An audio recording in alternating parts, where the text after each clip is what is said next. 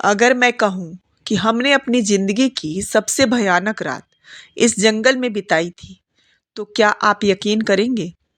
अगर मैं कहूँ कि हमने अपनी आंखों से एक मरी हुई औरत को चलते देखा था, तो आप क्या सोचेंगे कि हम पागल हैं?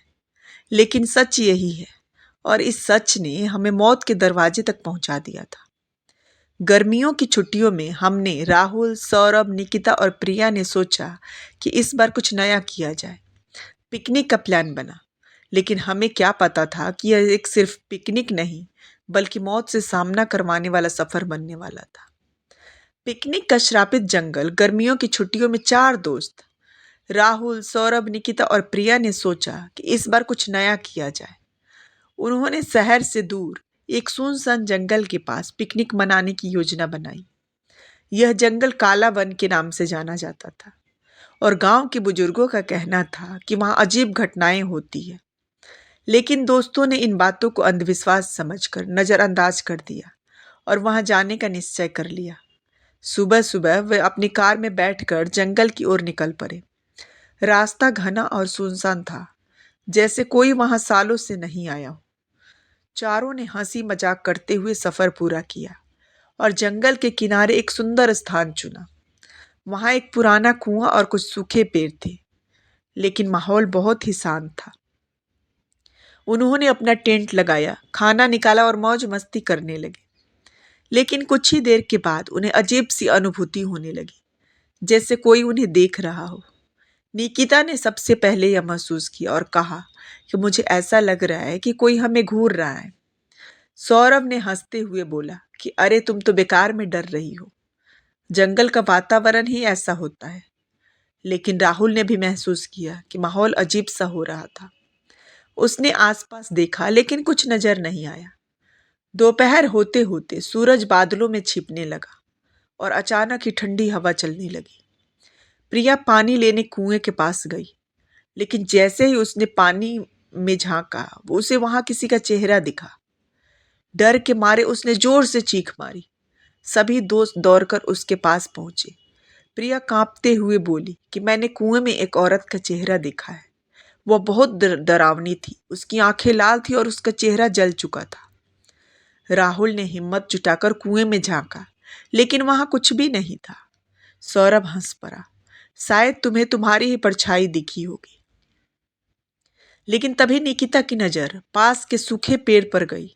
वहां किसी की परछाई हिल रही थी, पर वह छाया किसी इंसान की नहीं लग रही थी। उसकी आकृति टेढ़ी मेढ़ी थी और उसकी आंखें चमक रही थी। सभी घबरा गए और तुरंत कार में बैठने के लिए भागे, लेकिन कार का इंजन स्टार्ट नहीं हो रहा था। तभी जंगल में से किसी के रोने की आवाज आई। आवाज दर्दनाक थी, जैसे कोई किसी पीड़ा में तड़प रहा हो।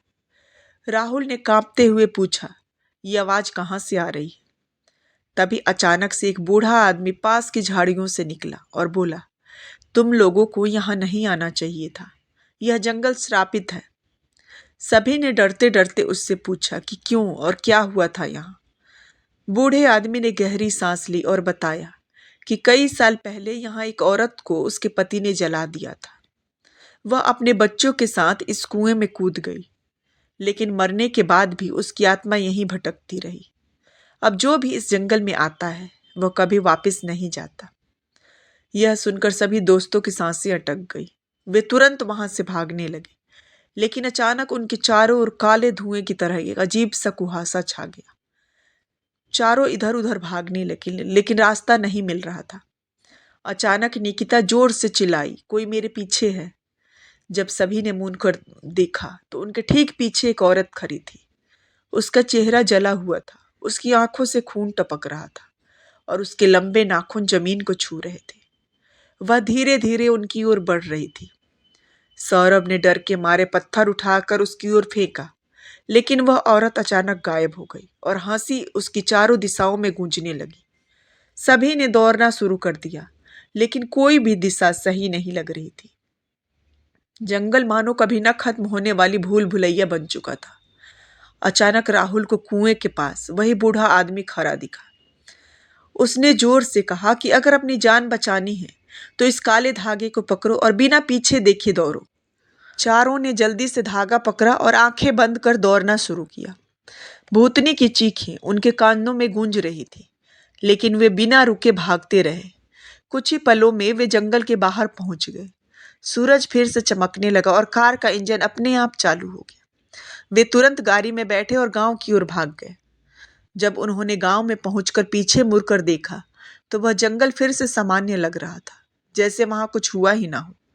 राहुल, सौरभ, निकिता और प्रिया ने फिर कभी उस जंगल का रुख नहीं किया, लेकिन अब भी जब वे उस रात को याद करते तो उनके रोंगटे खड़े हो जाते। क्या वह औरत अब भी वहां थी?